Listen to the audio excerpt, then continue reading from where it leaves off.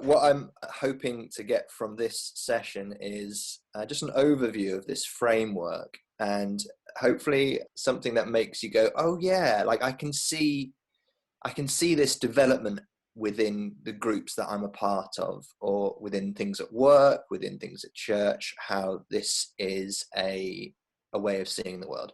The slides I've got are produced by, you might know, John. He does this for a job. He helps people grow in their leadership capacity, and he helps businesses think about transitioning between different stages of growth. Not growth in terms of like being able to produce more or being able to earn more, get more profits. Growth in terms of culturally growing, how you develop the culture within a company, which is the environment in which everyone works and discusses and talks about things. So you might know John, I don't know. So I'm using his slides, but I've adapted them very slightly, well, maybe quite a bit actually, to maybe fit into more of a church context. These are the main ideas. Adults can move through distinct psychological stages as children do. I don't know how familiar anybody is with the idea of child development. Naomi, as a speech and language therapist, studied child development. Basically, as we grow up, from naught into it's going up to 12 to 15 to 18, we have psychological stages of development, from having those very first reflexes when we're born that help us kind of navigate the world around us, and our brains develop and change. But we also have more probably subtle developments as we go into adulthood as well. And those are the things that we're going to look at here. So there are 5 stages in this framework, and an organization or a church can operate at any one of these stages. We're going to look at some different cultures, different ways of working, and try and recognize the sort of environment and the sort of church that exists in that culture. But also, one of the main things about spiral dynamics is the fact that you can grow. It's possible for you to develop yourself. And that was one of the things that we were talking about during the Easter weekend, was we can't really make other people change and grow and develop. It's very much that the onus is on us. We can develop ourselves, and that's kind of that self-development, that self-control, that's kind of one of the things that, by the grace of God, we should be able to engage in, at least. We're going to parabolize this in a way. We're going to think about a person called Robin, who's going to go on a journey, and Robin is going to grow. She's going to change and develop throughout this journey. Yeah, so this is done on the basis of organizations, but we're going to think about the churches that Robin ends up in and how they can match the stage of development she's at, but then how she kind of maybe outgrows them and has to move forward, move on. So one of the things that John does when he gives this talk, he says, this isn't true. None of this that I'm going to tell you is true. It's a map. We're going to think about caricatures. We're going to think about crude outlines of groups of people that none of them literally exist. They're all maps in a way. In the same way, you wouldn't use this world map to get to the corner store, right? It wouldn't help you going to Tesco's. It might help you understand where Australia is in relation to yourself. And this is true for all of these tools that we've been using. They're all maps. They're all things to help you get from a certain point. But in a specific situation, how I deal with sister X or brother Y, these are very much like not to be followed verbatim, but to be used as a tool. So use them lightly. So here we go. This is spiral dynamics. There are 5 different levels. I'd hesitate to call them levels. I don't want this to seem as though you want to progress through these. They are states of being that you can find yourself in. It's good to grow, but this is not a ladder to climb. It's not like, how can I get to the top fastest? So we've got the different levels indicated by different colors here, and we're going to go through and think about each of these different levels and think about what church might look like at these levels. So here's Robin. She's going to move through these levels of development. She's going to go through these different organizations or churches, and we're going to see what happens to her and how she changes and how the environment suits her. So about Robin, she's got a degree in communication and media studies. She thinks that her lecturers overcomplicate everything. She's quite straight talking, but she wants to get ahead as well. She wants to do the right thing. She wants to progress in her career, and we'll see how that kind of ties in with church as well. She wants to be active. So this is church. This is a new church. It's a cool, trendy church. It's got a coffee shop in it. It's called Church at Beckett's Place, and it's run by a man called Beckett, who owns the coffee shop. He opens it up on a Sunday for a church meeting, and it's called Church at Beckett's Place. And it's a bit haphazard. It happens on and off with weeks. Whenever Beckett's around, it'll happen. If Beckett's not around, then nothing really happens. And often, unless you're not in direct contact with Beckett, you don't know that it's not happening. You might turn up and it's shut one week. But when it is open and Beckett's there, it's incredible. There's coffee, there's food, there's a great time, it's a lovely atmosphere. And Beckett is always, he's teaching as well every week. It's Beckett teaching. And every week Beckett teaches, it's on something that he's really been wrestling with that week. He's been thinking about this one topic all week long, and he's really keen to share this thing with you that he's been going through, this experience that he's had. And it's always about that thing that Beckett's been going through. Here's the man, Beckett Bolt. He managed to set up this coffee shop because his parents sold a summer home, and they gave him £20,000 to start a coffee shop. Sorry, £200,000. So he's quite well off. And he's used this in quite a passionate way to start this coffee shop church. So that's the first church that Robin joins. And her mindset on joining this church, she heard about it from friends, and she goes and she really respects Beckett. She's like, this guy is really great. He's done this amazing thing. This is brilliant. She's like, yeah, I want to get involved. I want to do this. I want to help behind the counter. I want to make the coffees. I want to help with serving and all that sort of thing. She has a few ideas, and Beckett listens to those. And he's like, yep, sure, we can try out these ideas. That's cool. And actually, Beckett gives her some responsibility. He wants her to be the social media ninja for the church. Can you man the Instagram, the WhatsApp, the Snapchat thing, and get more people to come, get more members? And so Robin's given this responsibility at this first church, and she's really involved. This really meets her desires at the moment. At this point, she's like a go-getting person. Yeah, I want to help out. I want to do as much as I can. And this is the culture that she's arrived in with Beckett's church. However, there are some crisis points. There's some conflict here that begins to arise at this first place. The instructions Beckett gives Robin are generally unclear. It's just get more members. There's not much else. Church at Beckett's Place is kind of all about Beckett. It doesn't really happen if he's not there. He gives kind of general instructions, but he's quite unclear. And Robin starts to feel judged about her social media skills on how busy it is on a Sunday. And Beckett is kind of always looking at her. If there's low numbers on a Sunday, he kind of begins to blame Robin. And there's this dynamic going on here. There's a conflict that starts to happen. It's the idea that Beckett's like, make sure you get people to come, but make sure they're the cool people. Make sure they're the people that fit in here. You don't want just anybody. So to do social media and all that, it's quite challenging for Robin to do this. So she decides that actually this has become a bit too much. This church is actually maybe a bit too much about Beckett and not about the worship, the feeling of things. And it's a bit exclusive as well. So her mindset on leaving is that, yeah, this is all about him. And maybe I need some more consistency, some more structure, somewhere where I know what's going to happen every week. Because at this point, every week's different. We don't know what's going on. And I'm getting blamed for things that are out of my control. So Robin decides to move on. So this is church at Beckett's Place. So the question here is, who or what is God at Beckett's church? And the answer is kind of, well, Beckett's God at Beckett's church. Whatever he says goes, and he kind of makes his own problems, and he solves his own problems, and it's all revolving around him. And this is the red stage. This is the impulsive stage. And it has some strengths and some weaknesses. the strengths are risks are taken.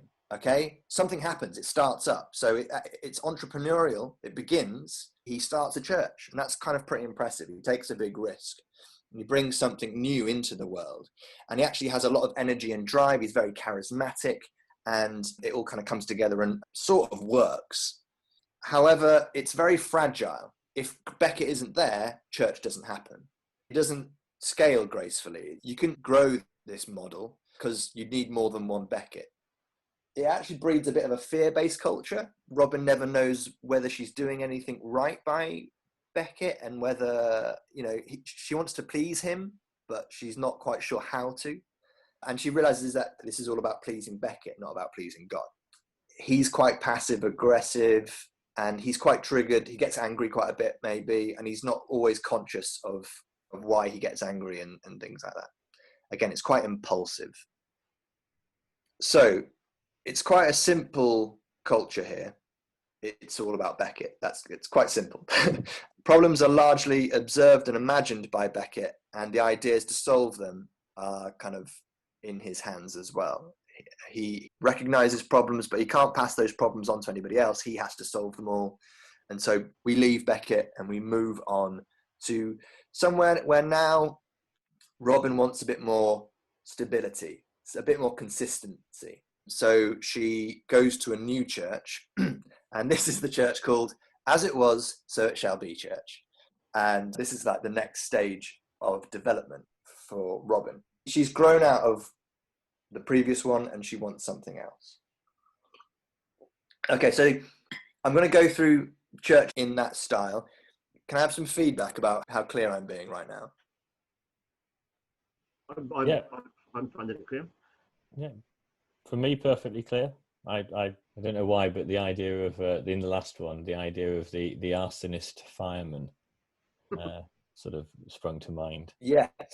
Yes, yeah, very interesting. So that stage is called tribal. It's kind of this tribal stage. It's about the power of the person at the top, and nothing happens without them. It's kind of the wolf pack mentality. Like, the only way that the church would change is if Beckett was ousted by somebody else with just as much bravado, is kind of the idea. So, and that's a very unstable culture. It's a very unstable environment. And Robin now wants something with more stability and more structure. So she goes to As It Was, Church Shall Be. And this is a church that is run by this guy. He's very down to earth. She's recommended it by her uncle. They have a tried and tested process in terms of how their church is run. It's very generational. They maybe have lots of family generations coming to this church, and they have quite a rigorous membership approval test sort of thing. If you're in, you're in. And Robin finds herself kind of in the group. And okay, her mindset and joining is actually, finally, I've got some order here. There's some meticulousness here, and there's detail and there's structure. It's reliable. That's great. There's grown-ups here who can stick to things that are agreed. Beckett seemed like quite a child. These guys are agreeing things and getting it done. She's confident as to what will happen and when. Her expectations of her involvement in the church are clear and they're consistent. She knows what she has to do. She inherits the Sunday school with an annual calendar, with annual things in the diary that she knows when they're happening and when they, the Sunday school outing is here, the Sunday school prize giving is here. There's workbooks and things that she can follow week by week. It's all in place and it's structured for her. She just can step into it and do it. She knows exactly what she's doing.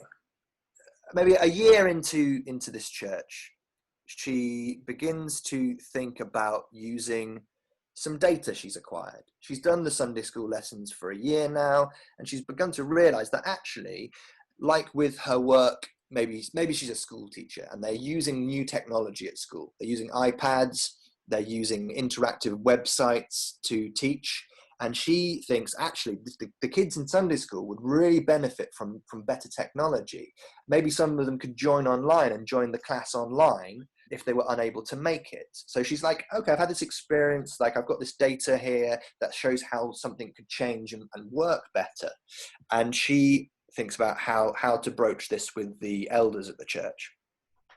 Now, other members advise her, actually, well, I wouldn't bother with this. Like, don't bother talking to Bob about this. But she does. She finds Bob, and she gets 20 minutes with Bob to talk about this idea just after the service is ended. And Bob says, yeah, I can't really see it working here. We've got enough to deal with already, and we can't take on this. It's risky. What if the children stop coming to Sunday school and just do it all online and stay home? Who knows what's on the internet these days? We can't risk these things. I can't see this working here. It's basically what happens. So Robin is like, that's a shame. Like, I've got this idea and I could really help these kids out, and we could progress and we could get better at teaching them. It could be more streamlined. We could use more technology, engage the kids better, but this idea has been kind of pushed out. And so she kind of decides to leave that church as well. She figures that the structure in this place kind of holds her back. Any change or innovation is impossible. So Robin is developing herself. The structure she once craved is now holding her back. Conformity with the structure feels now out of sync with the world that she's in. Like, her teaching job is changing, it's moving, it's adapting with technology. This is kind of holding her back.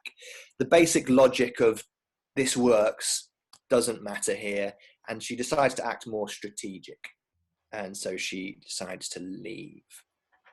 So we've gone from our impulsive stage to our... That's our authoritarian stage. So we've got the impulsive Beckett, that authoritarian stage. This is where the structure, but it's all doesn't really change very much and is not very adaptable. So what's the God at as it was, so it shall be? The God there is the one right way to do things. It's the rules, it's the tradition, it's the way things have always been done. That's kind of God at this church. It has, again, strengths and weaknesses. It's consistent over very long periods. It's secure. It's safe if you fit in. And those are its strengths. So it's got stability. It can probably weather a lot of different changes in the world, but maybe only to a certain extent. The weaknesses are, if you don't fit in, you really know about it. Rapid innovation is almost impossible. You can't really change anything. And how things work in the world or how things work elsewhere isn't a strong decision-making tool. The strongest tool is, has it worked in the past? Let's go with that. So the process is not just one person here. Problems are seen as unchanging. Essentially, each one of these layers adds a level of complexity. Before it was just Beckett, and Beckett was making all these decisions. This one, the complexity is a little bit greater. There's probably a group of elders and a constitution and a rota. You know, there's more complexity at this level, but it's all within that church. Nothing from outside of the church will ever influence what's going on inside that church. Okay, let's go to where Beckett goes next. So Beckett goes to this place here called Go to Church. All right, Go to Church. This is a church which has a unique project management methodology. It's actually got its own computer system. Everything runs online as well as in person. There's a mobile app for this church. You can check in at church. You can even take up some training at this church. If you want to become a pastor or a minister, you can get a certificate. You can get coached to become a church youth leader. And yeah, all that training can happen online and in an app. And it's really dynamic. And so this really appeals to Robin at this point. It's led by this lady here. She's kind but clear. She's very driven. She relies a lot on data and evidence in her decision making, including her membership decisions. So Robin's mindset on joining this is great. A place where there's some logical arguments here, and they win over against tradition and just doing things for doing things' sake. It's going to be a test for me, and I really desire this test to make me grow from my capacity to deliver. And also, this isn't just a church, it's a place that grows new churches. So the whole idea behind Go to Church is that you seed new churches and you grow churches, and it's not just about this one place, it's about building other churches as well and spreading the message and starting up I want to say splinter cells. What's the proper word for like church groups at home and whatnot? Churches. Almost franchises in this instance. Yes. Yeah. So there's that idea here, and so it's all about getting people baptized, getting new churches to grow in new areas, outreach. And at this point, this is the mindset where Robin's at now. She's spending a lot more time on her out of church routine, going to the gym, her meditation, how she's eating as well, healthier. There's lots of parties at this church as well, kind of young youth groups that will go out and stay out late and stay up all night and talk lots, and there'll be actually barbecues and maybe some drinking going on as well, and maybe a bit too much drinking with some of the young people in this one. She's given the task of rolling out Sunday School 4.3. This is like, they have this thing where actually a good church should have a good streamlined Sunday school, and it should all be online. It takes up the idea that Robin wanted in the previous place. How about online Sunday school, or an app that helps you work through Sunday school lessons? And they want to go from Sunday School 4.2 to Sunday School 4.3. And in this process, there's a group of them working on this. And everyone's got these key performance indicators. They've got clear objectives of what to do. And they've got a release deadline that's coming out, because there's lots of other churches that now depend on this group to, like the franchise thing, they all use this same software to help run church, to make the schedule, to make the rota, to run the Sunday school. They're all using this software. And there's weekly reporting being done here on the progress of people. And there's some really long weekends for Robin and late nights. But it was all worth it, because she got a thank you in the pastor's monthly blog recently. And that made it feel really, really good, actually. There's some conflict here as well. While she's succeeding in one way, they meet the deadline of getting Sunday School 4.3 out, but it was at the cost of a few things. She suffered mentally. She overloaded herself, and she's staying out late with the youth group and having a party on most weekends, and she's also staying up or getting up early to work on this project. And there's some real dissonance now between the friendship that she has at this church. There's a lot of partying going on, and she's actually not sure if she wants to do this anymore. It's getting a bit leery, some of them. There's a lot of drinking going on, actually. It seems out of kilter with why she joined in the first place. She feels that actually her membership of the group is constantly under question, because she might not be achieving well enough. Yeah, so I've used Sunday school as the example here, but maybe we could think about this more in terms of, maybe one within our community would be, so maybe the daily Bible readings is one. It's like, have you done your daily Bible readings? And if you haven't done your daily Bible readings, do you ever made to feel like you should have really done those daily Bible readings and you didn't do them? So, that's a bit of a slip there. Careful. So a world event has happened. First person to stay up all night and make that world event fit into Ezekiel 32 wins. It's that kind of thing. It's like, can I achieve absolute harmony with the Bible and world politics? Yeah, it's competitive. It's deeply competitive. Yes. This is a race that we run against each other rather than with one another. Yeah. Maybe you put a lot of work into trying to make a political world event match scriptural prophecy. Then that idea becomes a part of you, and you become very attacked if someone tries to maybe suggest that you haven't quite got it right, because it's all about this competition, as James is saying, and it's all about, this is my idea and I've managed to work this out, and you haven't managed to separate your idea from yourself.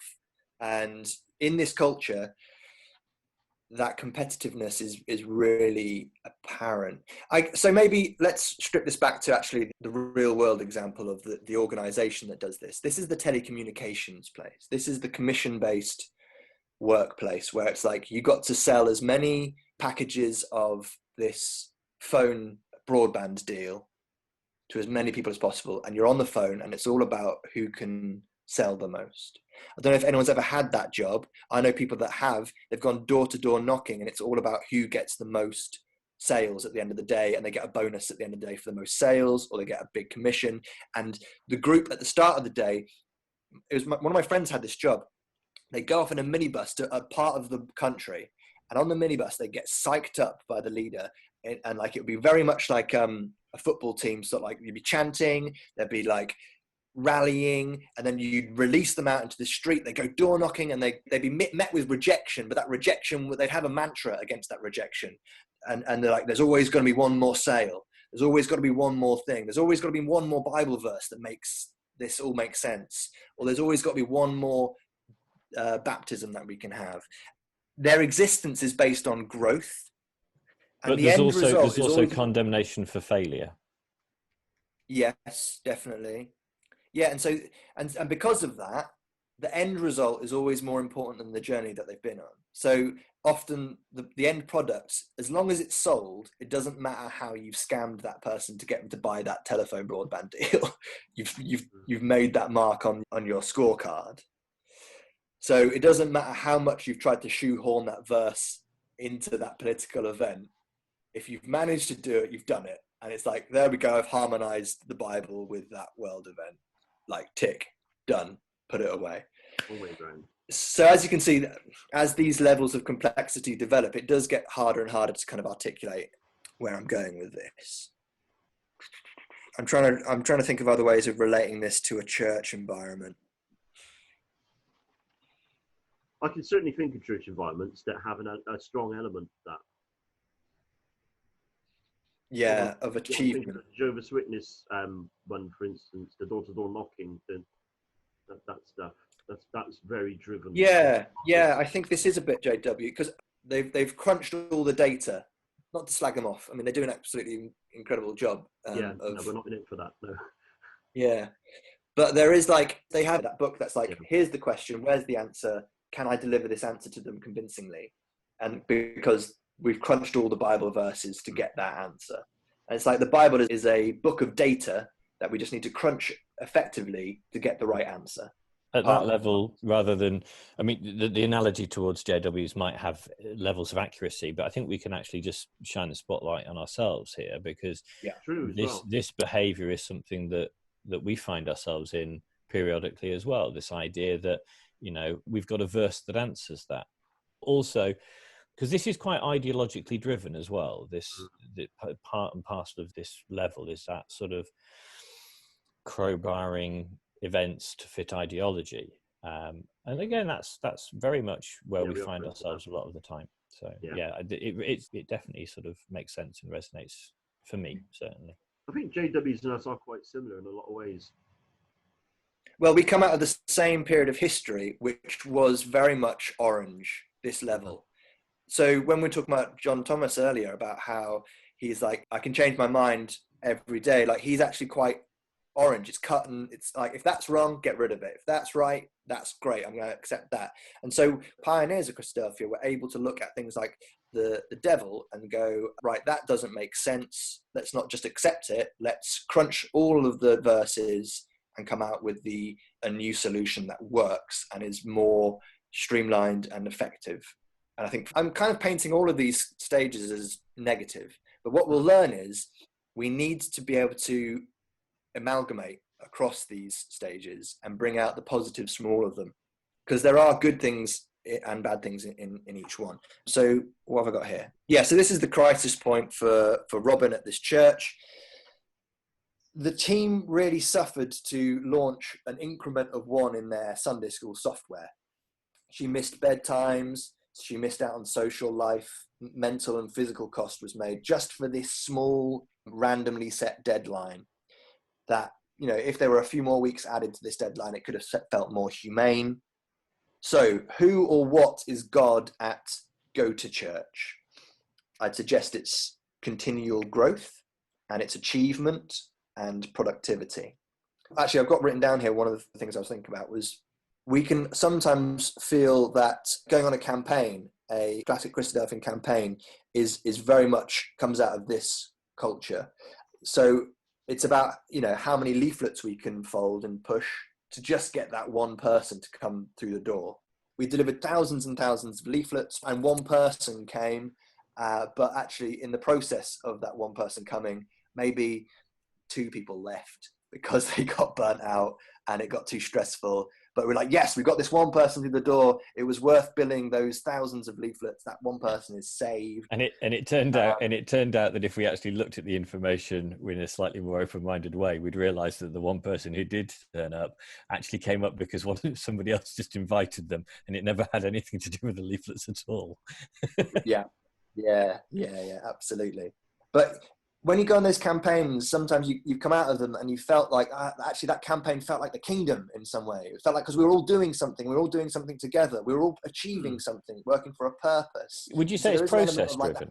Would you say this is a process driven church, that it's the process, not the developmental, individual developmental, but the kind of the process of doing is the thing that is God in this church. The outcome actually isn't God in this church. This isn't a church where the end justifies the means kind of extreme, but actually as long as we seem to be doing, as long as there's a process that we can follow, and then we'll make the end fit the process. Like that idea of thousands of bills pushed out, one person came, it's because we did all the billing. Well, no, it wasn't, but we'll believe that because the process is the important part. The Protestant work ethic maybe is part and parcel of this church. This is a church where we earn salvation, maybe, just as a thought. I think that this church would put a lot of emphasis on baptism as maybe an end point rather than a start point. It's like, right, there's another person baptized, great, and then actually their development from that point onwards gets a little bit left behind, and it's actually, right, that person baptized, on to the next person. Who else is needing to be baptized? We need to now develop this person, get them baptized, and then it's like, okay, in you go, and then it's like maybe it gets left to wallow a little bit. And there's that thing of, am I really a part of this group, or am I just another number in this group? And we've got our eye on who's coming in the front door, but we're utterly blind to how many are falling out of the back. Yeah. Okay, so again, it has strengths and weaknesses. Its strengths are, it gets stuff done. Things happen here. At least we can say things happen. It's rational. It uses a process that works, and it's meritocratic. So, if you do well, you get on well in the group. If you don't do well, maybe you're just allowed to leave. The weaknesses are, it can leave a trail of destruction in its wake. It can make a very sour environment. I mean, that environment there is in terms of the cultural environment can be hard to get on in, but also in terms of actually in the working world, if this is an organization, it can actually have a big impact on the environment green-wise. There'll be a lot of waste for how it makes its products. So maybe you can think about that in terms of our church. All the trees we cut down to throw leaflets in a bin. Yeah. Or all the people's mental health that gets wasted, and all their physical health that's wasted, or really not put a very high priority in order to get people through the door. It's like, we got someone through the door, but that sister, she's had a mental breakdown over that campaign because she was working so hard, and now it's all over. She's kind of absolutely spent, and no one's there to pick up the pieces for her. So environmental destruction, human and economies. There's a lack of genuine group safety, as membership is conditional on continual results. Again, this is a parody of a group. This is a crude outline of a group, and it's more to do with businesses. Hopefully churches wouldn't be this cut and thrust, but the idea is that you can see some of these traits exist in some churches and some religious groups. Right, we're going to look at the last stage, which is the mindful church. Robin leaves the other place after being burnt out and feeling like her membership is kind of in question because she's not maybe performing as well as other people. And so she goes to Inspire Dotley, the mindful church. And she visits this place at a meetup. She really enjoys the vibe here. She joins because a friend invites her along. And this church is a focus on mindfulness, because mindful Christians are able to engage in the world in more effective and sustainable ways. They're able to engage more quickly as well. It's set up by Annika. She's a doctor of philosophy. She wanted to do something a bit more purpose-driven. But what you'll find about these mindful kind of, this is the green level groups, is that they will fetishize simplicity. They'll be like, yeah, let's just go back to the way nature intended it. Like they'll maybe highlight how indigenous groups used to work at one with nature, and they'll use that as a focus of mindfulness, being at one with each other, and this oneness and that mindfulness to kind of bring about a culture within the group. There's lots of retreats and places like weekend outings. There's time to meditate. There's time to reflect a lot. And on joining, Robin feels like this is a place where they're finally treated like humans, as opposed to the go to church place where it was all about progress. This is more about the journey here. It feels more meaningful at this church. Her ideas are listened to, and she doesn't feel like she's being judged harshly for little mistakes. Like, mistakes are a part of the process here. It's like you embrace mistakes. The philosophy of like experimenting and learning, trying new things and reflecting on how that made you feel is brilliant to her at this point. Work and life balance, yeah, together. So she finds she can bring her whole self here. She can bring her ideas from work. She can bring her ideas from when she's in the world here, and they're not rejected. They're like embraced and like, okay, this is a part of you. You can bring this. So the retreats have a real impact. The churches really care. They're a part of giving back to the world as well. But there is again an element of conflict here. She's given Sunday school again. Or maybe we could change her job. She's given treasurer. Treasurer. Yeah, okay. Yeah, that's fun. She becomes the treasurer for this church, but she's not given a budget. It's like, spend what you need to spend, and the decision is all yours, Robin, to make. If you should spend this money or not, it's up to you. And so she's really trusted with the budget. And however, she begins to feel like she's got no understanding of the impact her spending is having. She doesn't know how much money there is in the accounts. Like the pastor knows, but she doesn't. It seems like there's a lot of money. But she can also tell that Annika, the pastor, isn't always happy with her. But she won't say why. Because at this place with mindfulness, you don't have conflict. You don't have those sorts of conversations. And you allow people to go on a journey. So she's aware that Annika's not quite happy with how she's doing things, but she's also aware that she's being allowed to go on a journey, but therefore she doesn't have much guidance with where she's going. She also finds that any decisions that are made in terms of how the church is run are all done on consensus, which means that nothing gets done.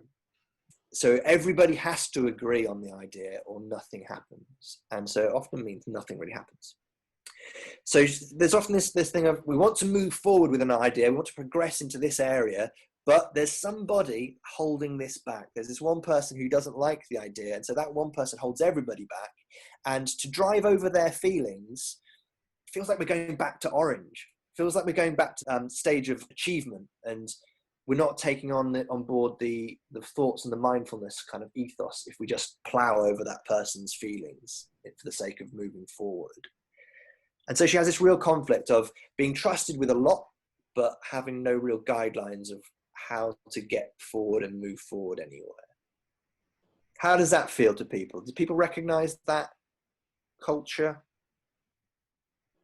of everything's fine, but maybe there's an underlying element of, well, not everything's fine. There are some maybe unsaid things that you can't do, like bring somebody up on a point with in a more contentious way. April's just come on with a chat saying definitely.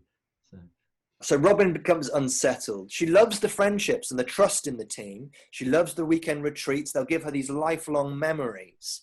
But it's hard to make actual progress here because so many things seem taboo. She can't talk about everything that she wants to talk about. This is the green level here. And this is all the idea of like, everyone's a big family. We all move forward together. We're really rejecting the previous church example of achievement. And this is more about the journey. This is more about all walking together, but in a way that means you can't question much of the... So one of the ways of explaining this is to think about the culture at the moment of there is no truth. The idea of the meta-narrative, post-truth it's called, where actually anybody's truth is true. Whatever your truth is, that's the truth. There's no objective truth. And ironically, postmodernism suggests that everybody has their own truth and there is no universal truth, apart from the fact that there's no universal truth. So the fact that there's no universal truth is the truth in postmodernism, which is kind of a bit of a paradox because it means that there is a truth, and that truth is that there's no truth. I'll try and cement some of these ideas because we're getting really maybe fluffy here. Right, the strengths and weaknesses of the green place. It's really good at equality. The human potential is more likely to be fully realized. This is really good about the green place. It doesn't seek to control complexity, but it works with it. And that's a good thing. Like, it understands that life is complex. It understands that the processes in which we do things are complex, and it works with that complexity. It doesn't try to nail everything down. It allows the journey to happen, and that's really good. However, it can be allergic to the other stages. So measuring anything, differentiating between anything is seen as probably oppressive. It fears group identity, as having a group of anything automatically excludes the people outside of that group. The unfortunate thing about that is, I mean, that sounds like a good thing maybe, like we shouldn't have group identities, but by doing that, it creates what's called like a global village. A natural community does form, it kind of rises to the surface of probably the most charismatic and the most woke people. So the people who are most able to get on board with this idea become the natural leaders of it. And the extreme inclusivity means that it actually does exclude people that can't be quite as inclusive as you. Perhaps you're woke enough to be able to include as many, so many X amount of people. And there's other people who are still in the previous stages of development that aren't there yet. And so you naturally exclude those people from your woke group and your all-inclusive group, which, again, it's a bit of a paradox here, which in some ways returns back to the red stage. This green stage, when it's done badly, can topple back into being just led by a charismatic, very woke person who has all of the inclusivity rules in their head and is able to deal with them. But that makes them the sole leader of the group. I'm aware that I'm now losing everybody at this point. No, I'm hanging on in there. It sounds quite familiar in a lot of ways. Okay. So within this, that means that power can be very much hidden and ignored. What is interesting, What is interesting, Tom, is that it almost felt in that moment, just to feed that back to you, if you don't mind, that this was the one, or this is the one that, as you've articulated it, there's a nervousness about saying what you've just said. I identify with this group massively. This is me. I'm in here. Yeah, I do too. Is that I think that's my point. I think that's why most of us in this group, if not all of us, went a little bit quiet and kind of zoned out slightly. We want to deny it all, don't we, sometimes? So yeah, this. Thanks, James. That's really brought the unconscious to the conscious. This is good. This is where we need to go. This is us. We are so inclusive that we exclude the people that can't be as inclusive as us. And therefore we fail at being what we are. And that's a pill to swallow. And that can mean that, an elite group of people that are aware of all of the policies about inclusivity become the leaders of this group because we hold all the keys to what's okay to say and what's not okay to say. And the people that do say stuff that's not okay then begin to feel left out of this group, and it becomes apparent that they're not in this group at all, and so they are excluded. Yeah, so maybe also we are allergic to things like where people start to get a concordance and try and nail down a passage to mean an exact thing.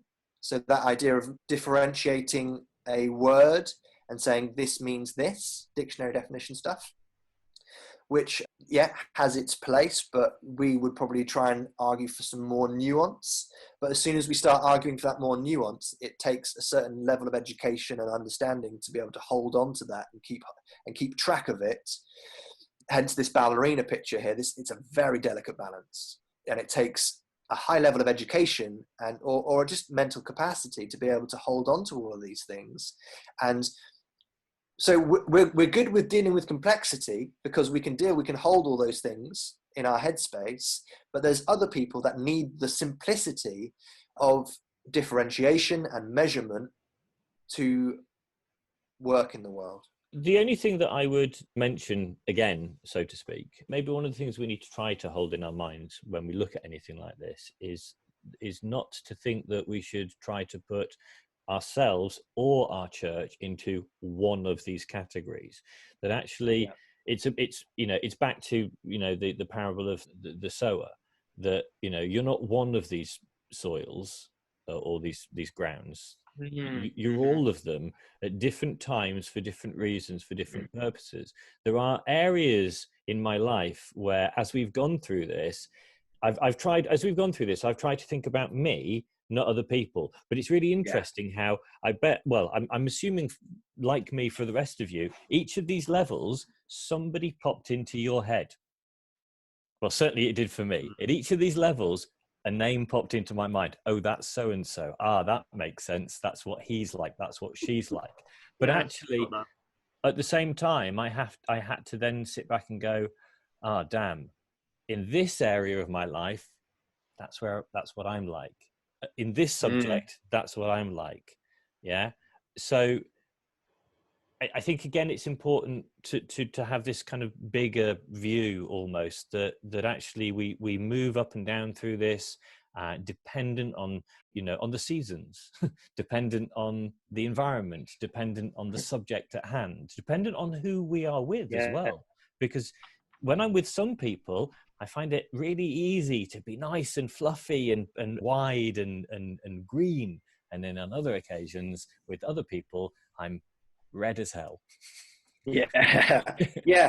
So you might find that at work you're in a green culture, but when you get home and you have this idea of what family is, you're actually in an authoritarian idea with family. It's like we sit around the dinner table at 6 o'clock and we all have nice, happy family conversations. I'm the head of the table. It might be that at home, something else at work, something else at church. So this is definitely going to be different across different areas of your life at different stages of your life as well. So let's think about, since you're talking about the self here, James, that leads on with this. So I was saying this weird thing earlier about having unconscious thoughts, and that's normally the red stage. Think about Beckett and his church. That entrepreneurial mentality was very innate in him.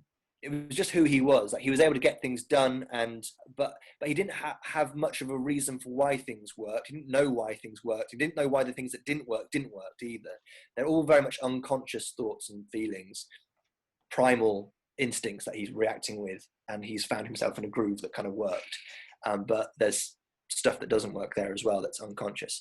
With this one, it's repressed thoughts and feelings. This is the authoritarian place. You become aware, maybe you're conscious of some of your thoughts and feelings, but you try and control them as much as you can with structure and framework and repress them. At the achievement level, conscious thoughts and unconscious feelings.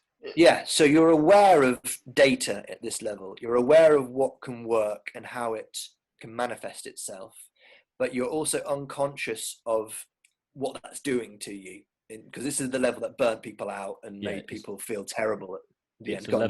It's a level of dissonance. It's a level where there's a conflict between my conscious thoughts that are saying one thing because I've got the data, but then I've got these feelings which are just they don't Right, match. yeah. They don't match.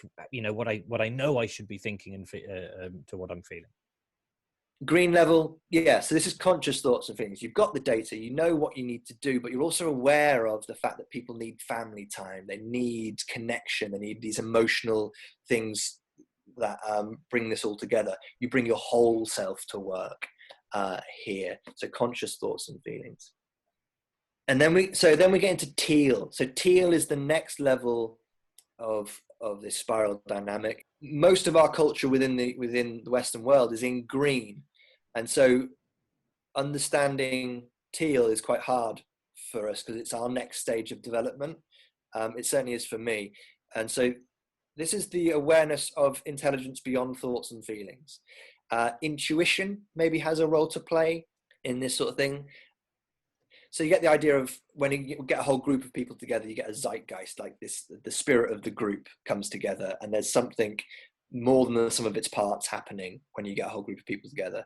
And I think it's the awareness of that. This is one which is kind of more challenging for me to articulate because I have little experience of it. It'll make more sense with this next few slides. The unconscious thoughts and feelings, this is about survival. It was all about Beckett's church and survival, and it was very primeval sort of thing.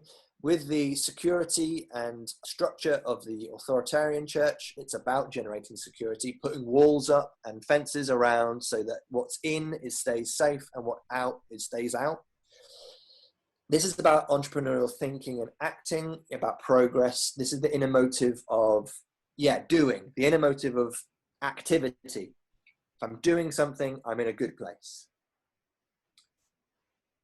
This one, the inner motive is inspiring people, having a meaning, having a purpose, and finding harmony. That's like the main goal, the main motive for this culture.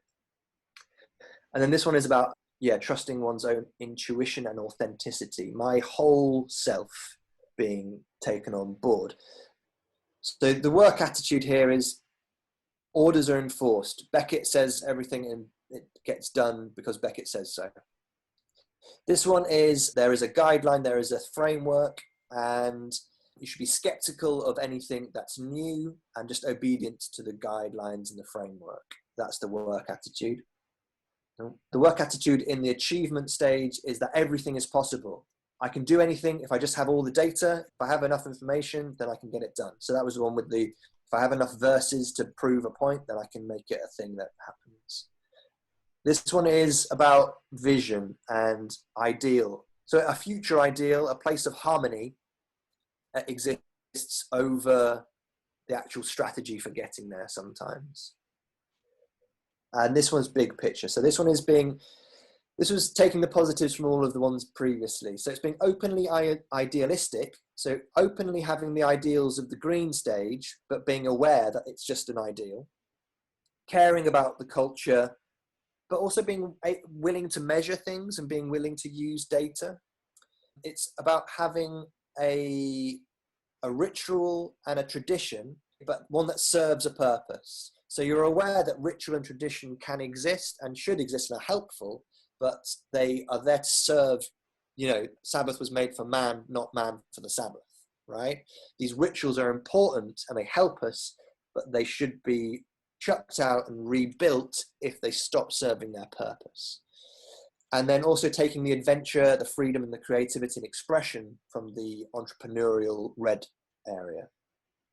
So the teal culture thinks big picture. It takes the positives from all of them. Because as you progress through these cultures, you often find that the next one is allergic to the previous one.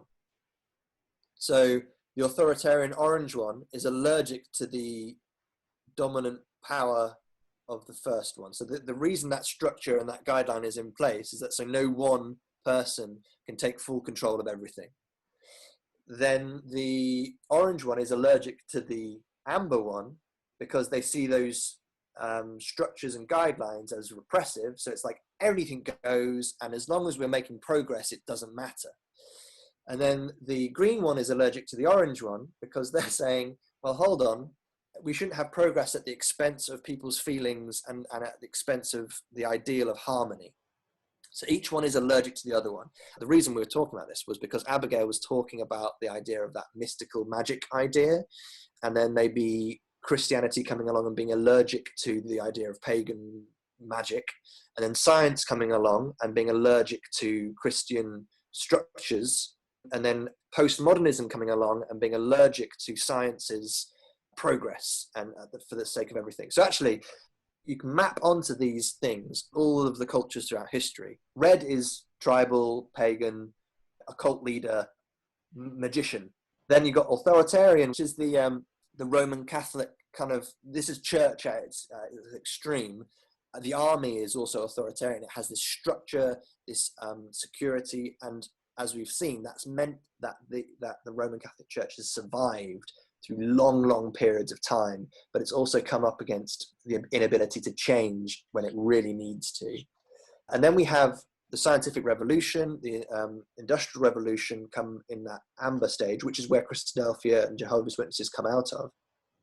This kind of period is that progress, like machines making as much stuff as possible at the expense of however much pollution it pumps into the air, at the expense of the structures that maybe religion put in place. Nietzsche says that God is dead because of the Orange Stage. It killed the structure of what God gave us as a hierarchy, and we have to be very careful when we do that. And then, postmodernism comes along and says, well, what is truth anyway? Why are we all trying to spend all this effort getting to the moon and doing all of this mad sciencey stuff when who knows what truth is? And then Teal comes along and says, well, hold on, maybe at every single one of these levels there was something good, and we shouldn't have chucked the baby out with the bathwater when we moved on from each one. It's almost like that Teal level kind of sits separate, or actually rather should, instead of being at the top, should be sideways down through all of them. And it's that idea which I'm just obsessively fascinated with at the moment about re-engaging with the magic, as I refer to it. You know, now we've got all this science and understanding. Let's go back and go, actually, there is something really, I mean, you know, for me to say this out loud will shock some of you, but I'm now at this point where I'm going, actually, there is something really powerful about rituals, as long as you understand why. And there is something actually really, really amazing about the witch doctor, the singular character, where we can, you know, we now understand that the woo-woo stick doesn't actually do anything, but at the same time, believing that it does is a really powerful thing that engages us with the world in a phenomenal fashion. So yeah, I kind of like the idea of that that Teal level. Kind of, you don't see it until all the others are in place, but now you realize it's the thing that just connects them all. Yeah. Picking up on that ritual idea, there was a Grayson Perry show, I think it was on Channel 4, where he goes around the world and finds places where rituals still exist for births, deaths, and marriages. And he kind of realized that in the UK, we've kind of reduced rituals into meaningless things now. Like, so he goes and he recreates some rituals. He gets some teenage girls to create their first kind of Instagram post and ritualize it as a really important thing, so that the ritual carries the message of how important it is to stay safe when you're using social media. So he makes a really big deal about their first post online. And that's really important. I think we should do that for our young people. It's like, okay, you're going to make your first Instagram post. This is a big deal. It's really important. When you press send on that, you can't get it back. And so the ritual heightens and exaggerates something about that later on can be kind of grown out of. And we need to make these things so that we can grow out of them and upwards, and like incorporate the positive parts, but also be aware that some people are still in other levels and need the framework to grow as well. The real Teal. Here's the final church. Okay. So this is a fictional place. This doesn't really exist yet. In fact, I'd be aware that we've only been in green in terms of organizations for the last 10 years. there's a few places that are teal, but only there's a blur. There's also like a spectrum in between these colors as you merge from one into the other. So a lot of what teal is at the moment within organizations looks a lot like the best of green. We still need the hindsight on teal to realize maybe where the flaws are, because we haven't had the time to look at it yet. But it takes on these things: risk taking from the red area. It takes on the identity and traditions and the clear roles of the orange area, the use of facts and data and meritocracy from orange, the understanding of equality, human-centered processes, and navigating complexity, allowing complexity to be complex, and rather than trying to oversimplify things from the green area. And it kind of brings it all into this evolutionary purpose and wholeness at the top here. This is a real topic to do a lot of your own research on, really, and think about. But hopefully you've seen how some of these things resonate with cultures that we've come across, that we've maybe have a resonance with. In terms of actually growing, there's a whole other set of slides. I mean, believe it or not, this is the condensed version. But in terms of how we grow from one stage to the other is quite clearly laid out as well, and maybe for another time. So what we want to do here is, as we're thinking about these stages that Robin's going through, there's this element of making the unconscious conscious that helps her develop. I'll say that again. It's making the unconscious conscious that helps her develop. So when Robin realizes why she's having these feelings at this particular place, and they're not just like at the back of her mind and undercurrents that make her feel bad, but she brings them to the front and analyzes them, then she can develop. She can see them for what they are. So what's an example of that? So with Beckett's thing, when she gets worn out and frustrated at Beckett, rather than just accepting that as part of the way life is, when she brings that to the front and has a conversation about it and verbalizes that, she is able to see her emotions and grow. Basically, what we did over the Easter weekend was look at some tools for how to make our unconscious thoughts become conscious. Because once they're outside of our head, we get a better way of looking at them. So when we're doing the listening technique, if we can have our thoughts aired and then repeated back to us, we're actually having our unconscious thoughts kind of processed in this two-way conversation, rather than just having it all stay in here or even like down at the back of our somewhere in our primordial brain. We're bringing those ideas up, we're speaking them out, and they're having them returned to us. So we're able to not just ignore them, we're able to hear someone else say them back to us. So these are some things that are ways of making the unconscious conscious. The first one is psychotherapy, going to see a therapist, and that person will do the listening technique with you and have your ideas shared back with you so you can hear yourself and become a bit more conscious of what you're thinking about. Coaching as well as another version of that. Having transparent communication, which is the listening technique. And when our truest and closest friends tell us what they really think about us or what we're doing, it can be a process of that as well, that I think is really important.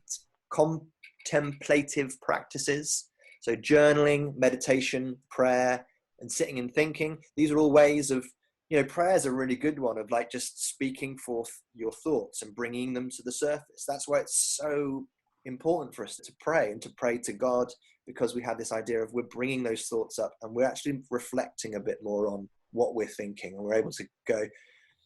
And we shouldn't be ashamed of like all of our thoughts. We should be able to just bring them up and present them to God and say, this is a thought I'm thinking right now. To me, it feels as though maybe this goes against what I'm taught in the Bible, and I wonder why that is. And allow it to be a thought that you present to God, and allow it to be seen through God's word. The other one in John's talk is psychedelics. I don't suggest we all go out and take drugs, but it's scientifically, it's known that psychedelics are things that actually make your unconscious thoughts come to the fore. Never done them myself. I'm mildly interested in what that would feel like. But like psychedelics are one of those things that in a chemical way bring those thoughts to the front. But I think there are probably, caveat, there are many more healthier ways than psychedelics to do this.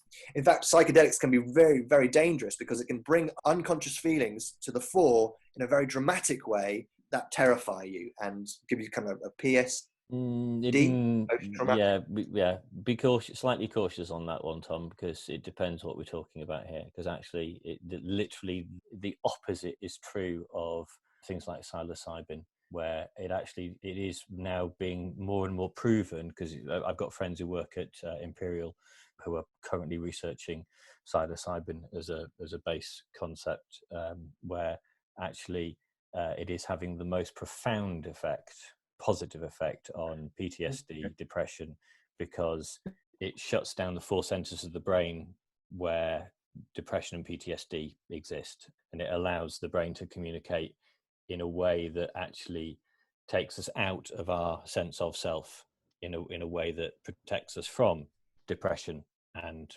PTSD. So I think we have to balance between the fact that we culturally we have been brought up under a shadow of drugs are bad, period. Whereas actually that's too grey an area to be precise on. Sure. In another 20 years, our cultural view of psychedelics might be radically different. And personally, from a medical point of view, I'd rather that our belief that alcohol is okay comes down, and our understanding that other drugs like psychedelics aren't actually anywhere near as bad as we thought kind of comes up. I think there's an imbalance there anyway. So just as a small thing. Sure.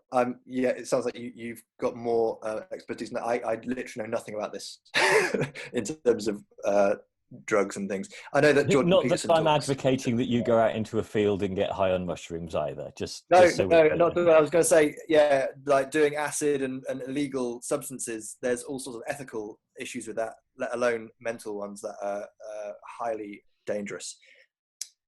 Here's something else that's interesting. All right, next time you're watching a TV show, try and become more self-aware of what it is in that TV show that makes you skip ahead or look at your phone or disengage with it. Does a expression of anger on the TV show make you kind of want to zone out a little bit, or does a really open and emotional conversation make you just kind of like tune out? Because that's probably part of your unconscious thoughts going, I'm not comfortable with those things, and I'm going to kind of actually ignore that a little bit and pull myself away from it, which is interesting. What else have we got here? Yeah, so think about your physical and emotional extremes. Think about the people that irritate you. When there are political upheavals like now, what becomes more acute in lockdown than it would have done otherwise? Whenever there's a tragedy and a trauma, you'll have things that you've been trying to hold down that bubble up and you're not able to control quite as much, maybe. Any disruption to normality or major new experiences. These things are things that will make unconscious thoughts come to the fore, and you'll be able to maybe view them a bit better and think about how you exist in the world a bit better.